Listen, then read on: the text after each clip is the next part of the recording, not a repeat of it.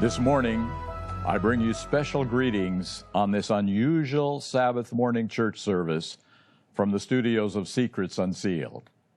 The studio may be empty, but I pray that the Son of Righteousness is filling your heart this morning. And I pray that what we're going to talk about, may reach deep into our hearts. Let's pray. Father in heaven, I pray that your Holy Spirit will be with us during this next hour to drive home to our hearts and minds what we are going to read from inspiration, so that we will have a clear understanding of what it means to be standing at the edge of eternity, and so that we can have that promise in our hearts, thy word have I hid in my heart, that I might not sin against thee. Thank you, Lord, for hearing our prayer, because we pray it in Jesus' name. Amen. The word atonement may be the most important word in all of the Bible because its real meaning is at one-ment.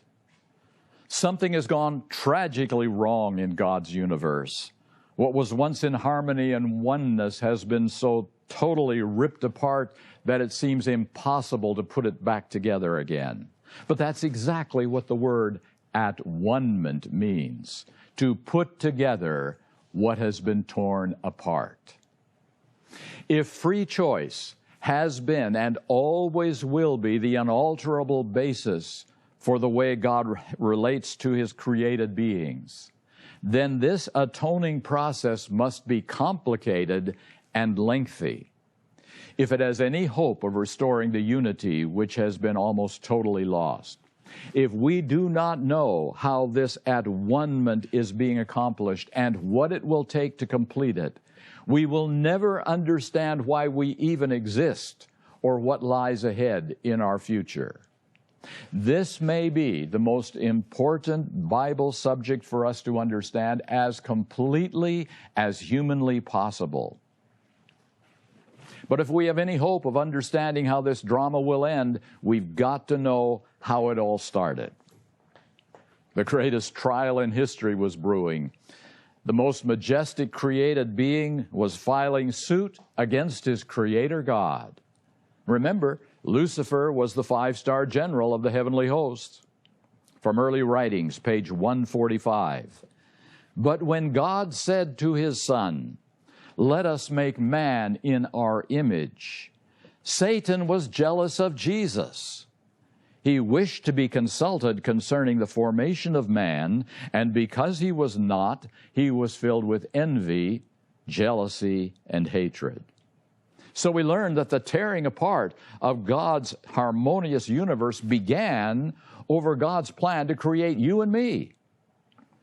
And the specific charge was that God was unfair in excluding Lucifer from the planning committee. Apparently, the work that Christ and Lucifer did was so similar that Lucifer saw no real difference between him and Christ. And so to curb this brewing palace coup, the Father called an assembly of all of the angels. And he declared that the Son had been with him from all eternity in omnipotence, in omniscience, in power, and in authority. Apparently, even in heaven, even angels did not fully understand the proper relationship between the Father, the Son, and the Holy Spirit. So God decided to make this relationship crystal clear. Up to this point, Lucifer was asking questions, some of which were legitimate questions. But it was at this point that the rebellion began and the universe was being torn apart. Story of Redemption, pages 17 and 18. Satan unblushingly made known his dissatisfaction that Christ should be preferred before him. He stood up proudly and urged that he should be equal with God and should be taken into conference with the Father and understand his purposes. God informed Satan that to his Son alone he would reveal his secret purposes. And he required all the family in heaven, even Satan, to yield him implicit, unquestioned obedience. Then Satan exultingly pointed to his sympathizers, comprising nearly one half of all the angels and exclaimed, "These are with me. Will you expel these also and make such a void in heaven?" And so now we come to the point where Scripture begins its description of what was happening in heaven. Isaiah chapter 14, verses 13 and 14. "For thou hast said in thine heart, I will ascend into heaven. I will exalt my throne above the stars of God. I will sit also upon the mount of the congregation in the sides of the north. I will ascend above the heights of the clouds. I will be like the Most High." Now, what happened next is extremely important in understanding God's plan of at-one-ment. And we find that in early writings 146. "After Satan and those who fell with him were shut out of heaven, and he realized that he had forever lost all its purity and glory, he repented and wished to be reinstated in heaven. Both he and his followers wept and implored to be taken back into the favor of God." Here we have repentance with weeping and imploring. Surely this would be enough. Story of redemption 25 to 27. "Satan trembled as he viewed his work. Where is he? Is it not all a horrible dream? Is he shut out of heaven? The loss he had sustained of all the privileges of heaven seemed to be too much to be borne. He wished to regain these." Notice carefully what Satan wanted to regain. The privileges of heaven, its purity, its glory. From Story of Redemption, page 26. "His mighty frame shook as with a tempest. An angel of heaven was passing. He called him and entreated an interview with Christ. This was granted him. He then related to the Son of God that he repented of his rebellion and wished again the favor of God. He was willing to take the place God had previously assigned him and be under his wise command.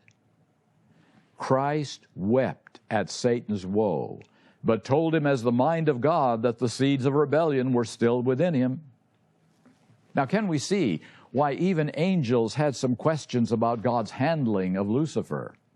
Only Christ could read that inward thought and character of Satan. And the character of Satan would need a lot of demonstration. One key point would be the difference between outward repentance, even with tears, and heart surrender to God because God knows best. Story of Redemption, page 27. "When Satan became fully convinced that there was no possibility of his being reinstated in the favor of God, he manifested his malice with increased hatred and fiery vehemence." So very quickly, the true heart of Satan was being revealed at that moment.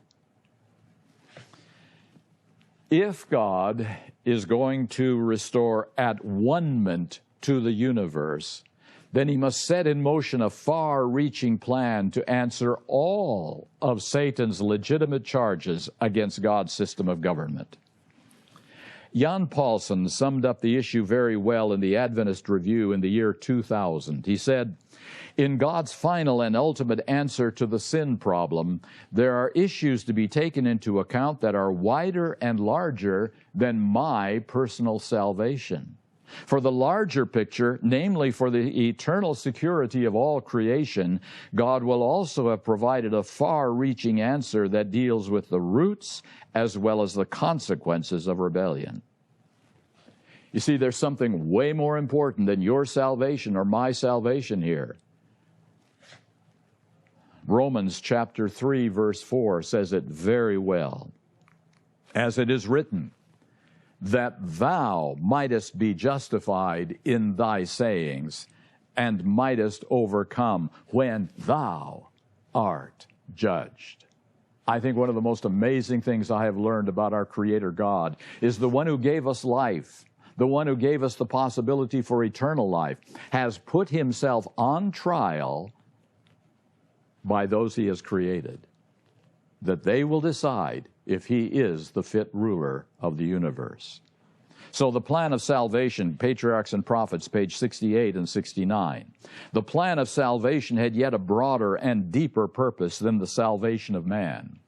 It was not for this alone that Christ came to the earth. It was not merely that the inhabitants of this little world might regard the law of God as it should be regarded, but it was to vindicate the character of God before the universe. And that becomes the key to the entire at-one-ment process. Now, one of Satan's charges is very legitimate and demands a clear answer. Testimonies, Volume 5, 474.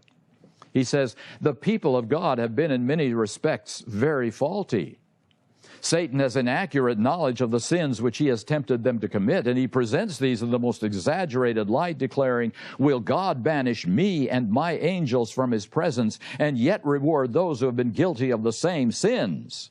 Thou canst not do this, O Lord, in justice. Thy throne will not stand in righteousness and judgment. Prophets and Kings 588 and 589. He pronounces them just as deserving as himself of exclusion from the favor of God. Are these, he says, the people who are to take my place in heaven? In other words, he says, if I am excluded from heaven, then all of these must be excluded as well. But if you can forgive them and take them into heaven, then you've got to take me back into heaven too. If God is going to vindicate his character and his plan of at-one-ment, he has to resolve this problem of justice versus mercy. Psalm 85:10 puts this issue very clearly. Mercy and truth are met together. Righteousness and peace have kissed each other. The two must come together again in harmony. And God takes the initiative in this all-out war. We read it in Genesis 3:15, the first promise. And I will put enmity between thee, Satan, and the woman, and between thy seed and her seed. It shall bruise thy head, and thou shalt bruise his heel. That's the first promise of at-one-ment. In Satan's attempts to dethrone God, his own efforts will destroy him. God's counterattack is seen most clearly in Philippians chapter 2, verses 6 to 8. Who being in the form of God, Christ, thought it not robbery to be equal with God, but made himself of no reputation, and took upon him the form of a servant, and was made in the likeness of men. And being found in fashion as a man, he humbled himself, and became obedient unto death, even the death of the cross. So God's response to Satan would not be the response of arbitrary force, but instead humbling himself to take the same human form as those who must live under Satan's stolen control of power, and to allow Satan to attack him in the same way he attacks all human beings. The supreme evidence of the difference between God's way and Satan's way is seen in John chapter 12, verses 31 and 32. Now is the judgment of this world. Now shall the prince of this world be cast out, and I, if I be lifted up from the earth, will draw all men unto me. Because God's way is drawing. It is not driving or forcing. God humbles himself to man's level of functioning and thinking, allowing Satan to do whatever he can do to discredit God. Luke 10, verse 18 is a very simple sentence. And he said unto them, I beheld Satan as lightning fall from heaven. This is referring not to the original fall, but to the fall at the death of Christ. After living a life of total obedience to God, in spite of Satan's all-out efforts to lead Christ to rebel just once, Satan then takes it upon himself to take the life of his Creator, and the universe watches it all. Hebrews chapter 4, verses 15 and 16. For we have not an high priest which cannot be touched with the feeling of our infirmities, but was in all points tempted, like as we are, yet without sin. Let us therefore come boldly unto the throne of grace, that we may obtain mercy and find grace to help in time of need. Christ's entire life and death was the unfolding of the law of God as the law of self-sacrificing love. Calvary is the supreme unfolding of the law and love of God. I found an amazing statement in Selected Messages, Volume 1, page 212. The law of Jehovah is the tree. The gospel is the fragrant blossoms and fruit which it bears.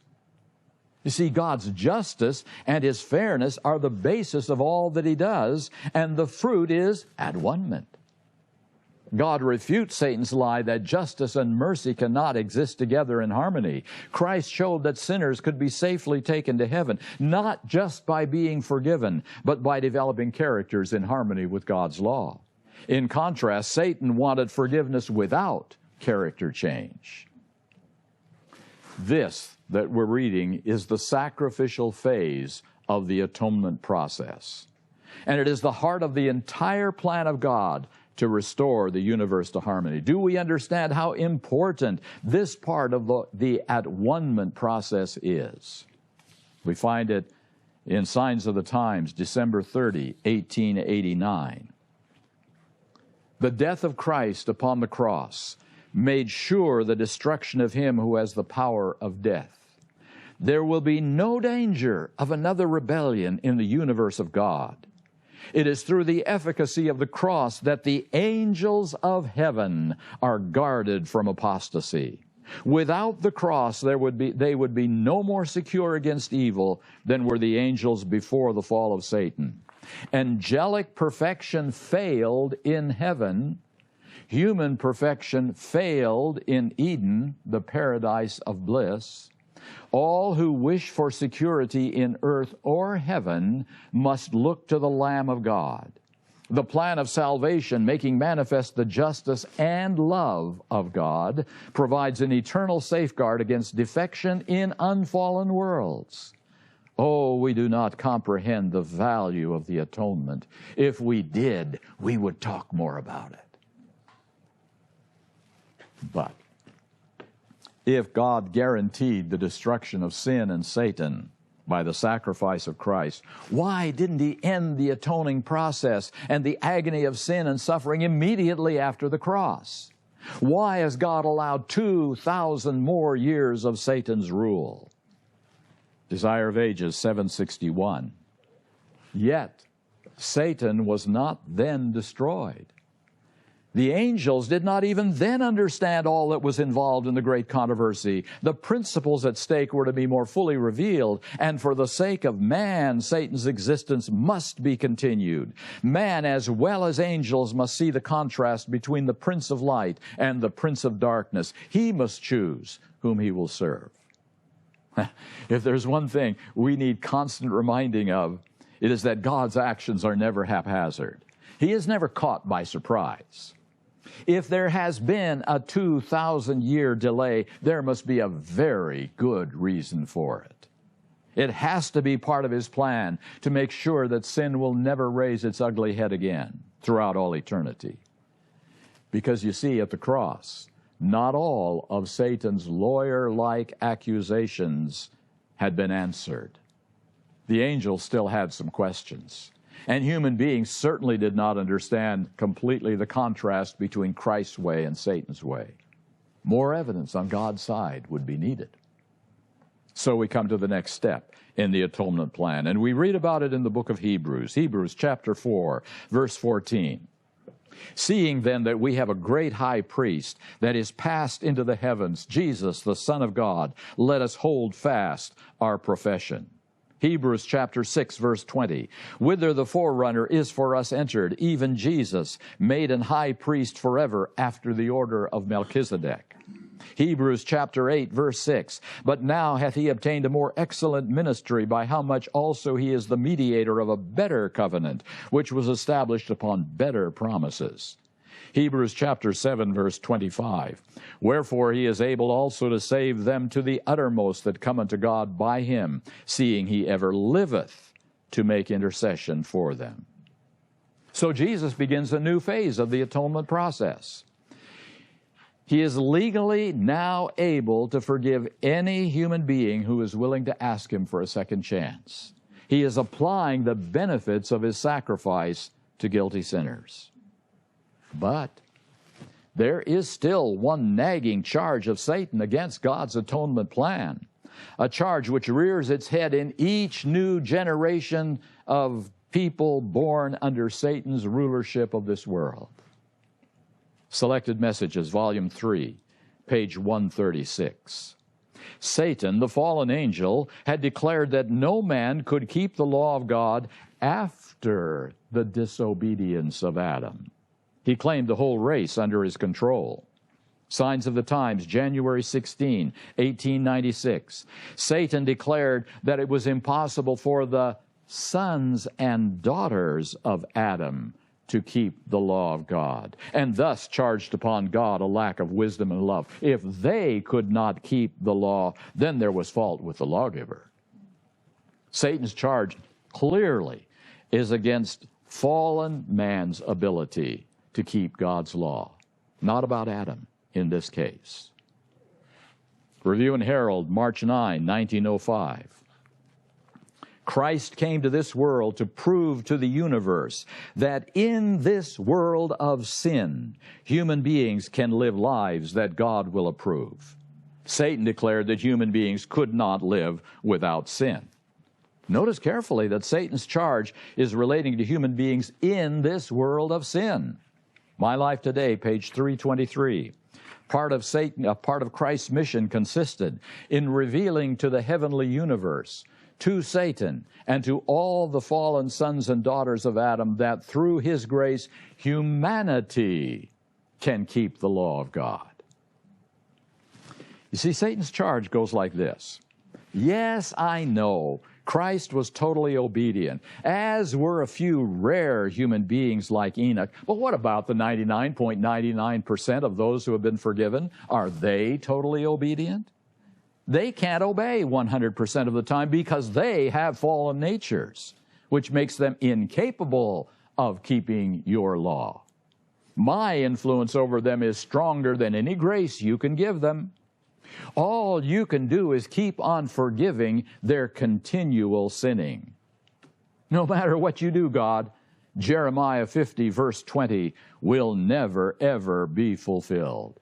What does it say? In those days and in that time, saith the Lord, the iniquity of Israel shall be sought for, and there shall be none.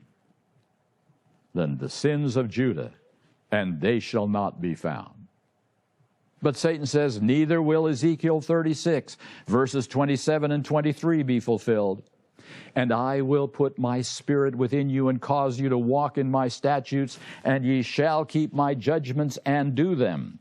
And I will sanctify my great name, which was profaned among the heathen, which ye have profaned in the midst of them. And the heathen shall know that I am the Lord, saith the Lord God, when I shall be sanctified in you before their eyes. Satan says, as long as forgiveness is all your plan of atonement can offer, my charge stands. And you will never be fully vindicated because your grace is insufficient to protect your people from my power over them. Just show me, he says, any generation that have accepted your forgiving grace and are covered with your robe of righteousness who have stopped yielding to my deceptions. Show them to me. Where are any people who are keeping your law 100% of the time? You just keep covering up their sins under the cloak of mercy and forgiveness. You haven't defeated me yet. My friends, the reality is that God has put himself at great risk by forgiving sinners. Because when we do the same things over and over and over again, and God has to forgive us countless times, it looks very much like obedience to God's law is impossible. But if it can ever be demonstrated not by angels in a perfect environment, not just by Enoch or Jesus or John or Paul, but by a host of garden variety sinners who must live in Satan's world, harassed by a fallen nature and a lifetime of sinful habits. That forgiving grace leads directly to enabling grace, then God will have proved Satan wrong. I say God's plan of salvation really works. The only way it can be clearly seen when God's enabling grace has taken total control over God's people by setting aside a period of time after the close of probation when the rules change. No longer is forgiving grace available. The whole universe will watch as our high priest steps out of his role as the forgiver. Then they will see what will happen when only enabling grace will be offered from heaven. Today, we're living in the time when forgiving grace and enabling grace work together, with some successes and some failures. But this epoch must come to an end. A demonstration must be made, and that's what the final atonement is all about. Satan's most powerful attack must be matched up against God's enabling grace at a time when forgiveness is not an option. Is God's grace more powerful than Satan's deceptions? And will the future be safe from another rebellion? Once again, the matter of greatest importance in the universe is not the salvation of men, not my salvation, not your salvation, as important as that may seem. The most important thing is the clearing of God's name from the accusations made by Satan. The final atonement is Christ ministering his blood no longer in forgiveness, but in enabling power for victory over sin, and it will be seen in our lives. All of this was foreshadowed by the events during the Day of Atonement in the Old Testament. Leviticus chapter 16, verse 30. For on that day shall the priest make an atonement for you, to cleanse you, that ye may be clean from all your sins before the Lord. Do we understand the full meaning of this day? It is called, notice carefully, making an atonement. There had been sacrifices of atonement, forgiveness, all year long. This is something different. It is a cleansing atonement, with the end result being clean from all your sins before the Lord. Now, what does this Old Testament day teach us about our lives? Testimonies, volume 5, page 520.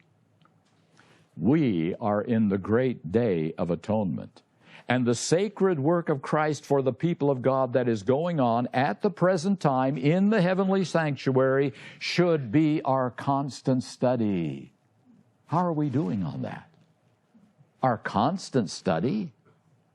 Christ virtually says to Satan, I will produce a people through my grace in the most degenerate age of this earth's history. I will separate them from sin completely. They will reflect the image of Jesus fully. I will step out of the sanctuary, and they will live in the sight of a holy God without an intercessor. Such a people will be produced. That will be the wonder of the entire universe. Through them, Satan will be completely defeated. And every question that could be raised against the law of God, such as whether humanity can keep it, will be forever answered in that special group which Scripture calls the 144,000. And then there's Leviticus chapter 16, verses 20 and 21. And when he hath made an end of reconciling the holy place, and the tabernacle of the congregation, and the altar, he shall bring the live goat. And Aaron shall lay both his hands upon the head of the live goat, and confess over him all the iniquities of the children of Israel, and all their transgressions in all their sins, putting them upon the head of the goat, and shall send him away by the hand of a fit man into the wilderness. Notice carefully. After completing the work of cleansing the lives of the people in type, the high priest goes into the tabernacle, takes up the sins that have been accumulating for that year, and goes out and places them upon the head of the scapegoat. Then a fit man someone who was able, someone who was prepared, had to lead that scapegoat out into the wilderness. It is very doubtful that the fit man represents Christ. Remember, the high priest, representing Christ, completed the cleansing through the sacrifices. After that was completed, a fit man was chosen out of the congregation to do one simple thing, to remove the scapegoat from the camp of Israel. No atonement involved there at all. That had been completed. It is much more plausible to understand that the fit man represents the 144,000. In 1852, Ellen White recorded what she was shown about this very dramatic scene. It's in the Spalding McGann collection, page 2.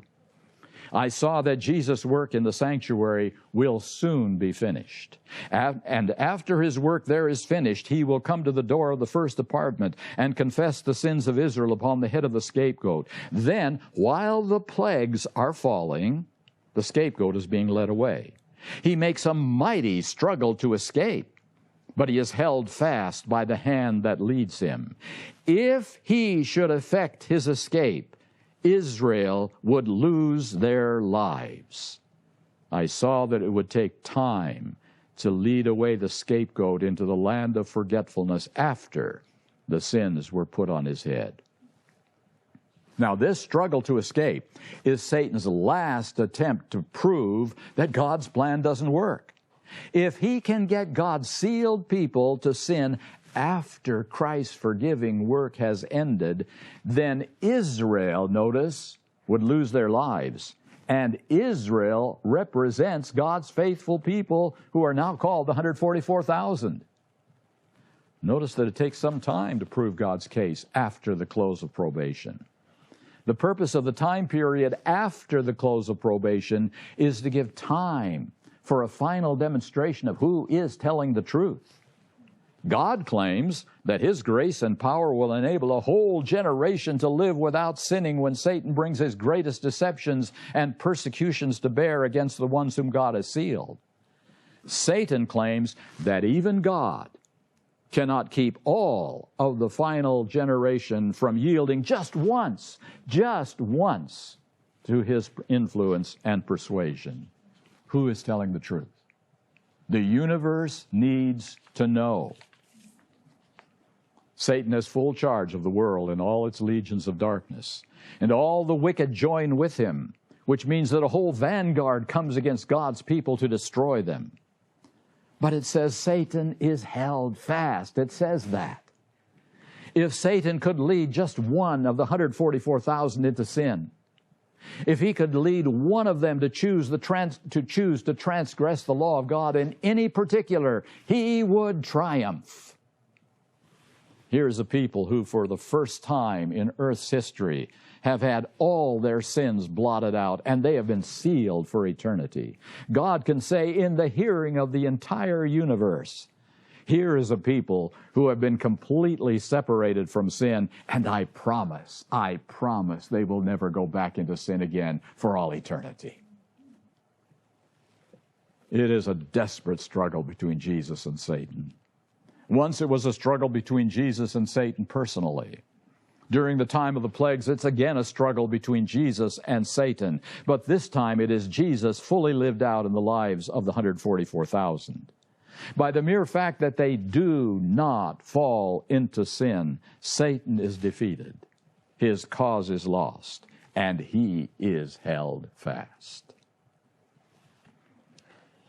Throughout the Bible, God makes it very clear that nothing is more important in all the universe than to have his reputation cleared and his name honored. And that's exactly what John is telling us in Revelation chapter 7. Jesus will not return until God is a people who make guarding the name of God the most important purpose of their lives. Revelation 7 opens with these words. And after these things, I saw 4 angels standing on the 4 corners of the earth, holding the 4 winds of the earth, that the wind should not blow on the earth, nor on the sea, nor on any tree. And I saw another angel ascending from the east, having the seal of the living God. And he cried with a loud voice to the 4 angels to whom it was given to hurt the earth and the sea, saying, Hurt not the earth, neither the sea, nor the trees, till we have sealed the servants of our God in their foreheads. Why is God holding back these last day winds of terror and destruction? Why? Because God's people are not ready. Hold back the east wind of human madness. Why? God's people haven't caught on yet as to the purpose of the gospel.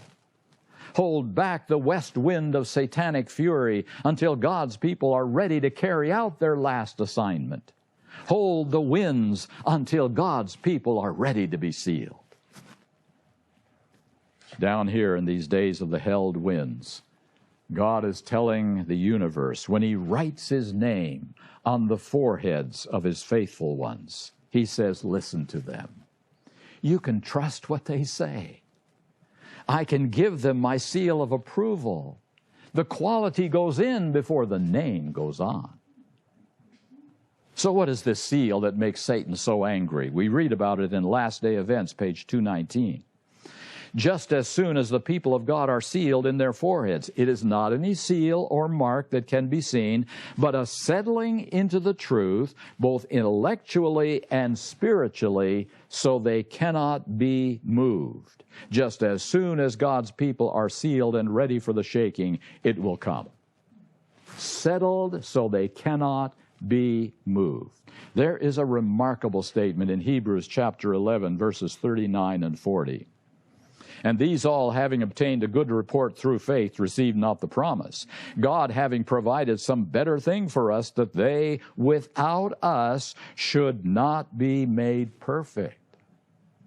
Now remember, this chapter enumerates the heroes of faith all down through earth's history, and it says that they will not receive the promise of immortality until something dramatic happens in the generation who will be alive when Jesus comes.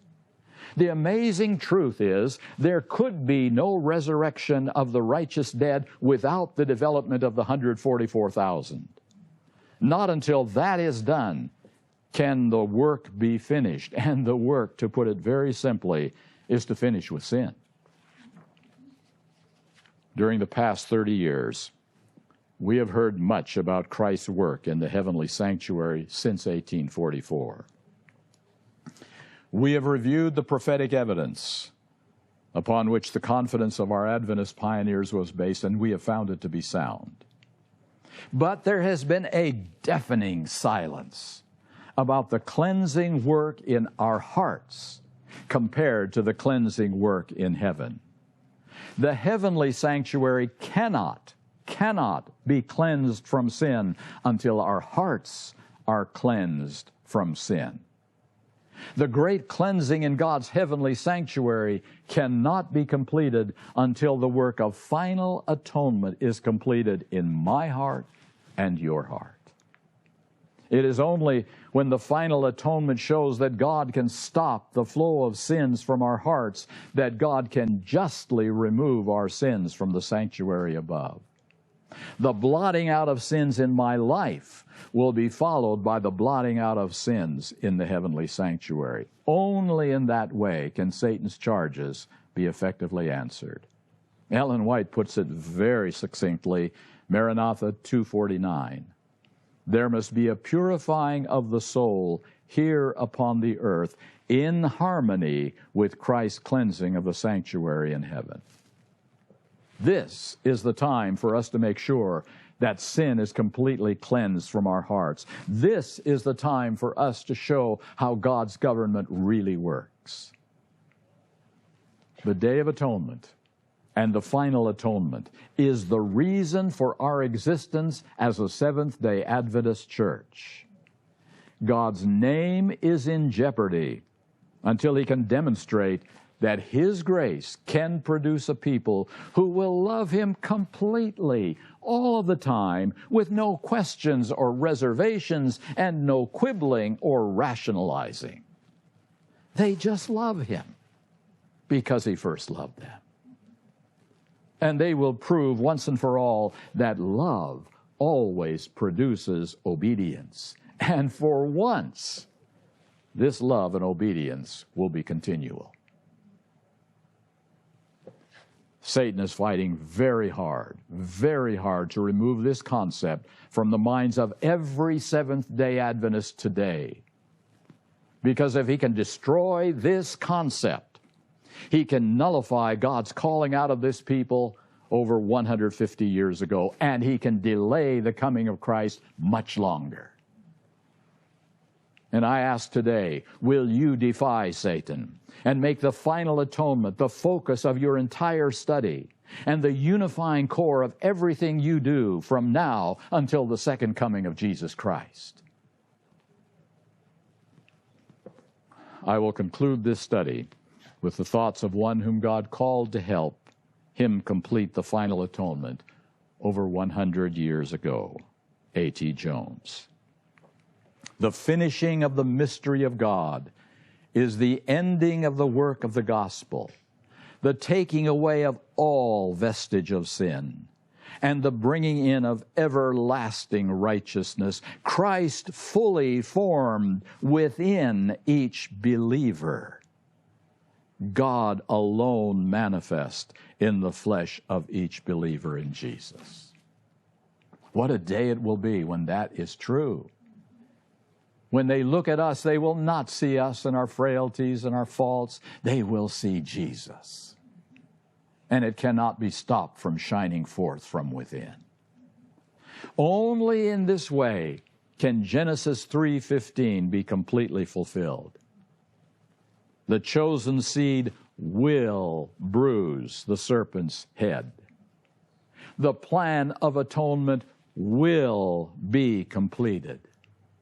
The at-one-ment will be completed. God's people will be completely at one with God for the rest of eternity. Every phase of the atonement is vital, from the first lamb sacrificed in the Garden of Eden, to the life, death, and resurrection of Christ, to the development of the fit man for the close of human probation. And all I can add to this is, Lord Jesus, may it be soon. May it be soon. Please pray with me. Father in heaven, we have not sensed our real purpose very well. And in not doing that, we have delayed your coming for over a century. Right now, Lord, may that end. May we understand what your purpose is, how your name must be vindicated, how we are being asked to show the character that you really have. And we, like Job, are being placed on center stage before the universe to demonstrate who is lying and who is telling the truth. I pray, Father, from this moment on until all is finished, that we will make that the primary focus and purpose of everything we do and say, of every Bible study we study, and of every conversation we have. May Jesus Christ be uplifted. May His name be honored. And may we soon be with Him for eternity. I pray in Jesus' name. Amen.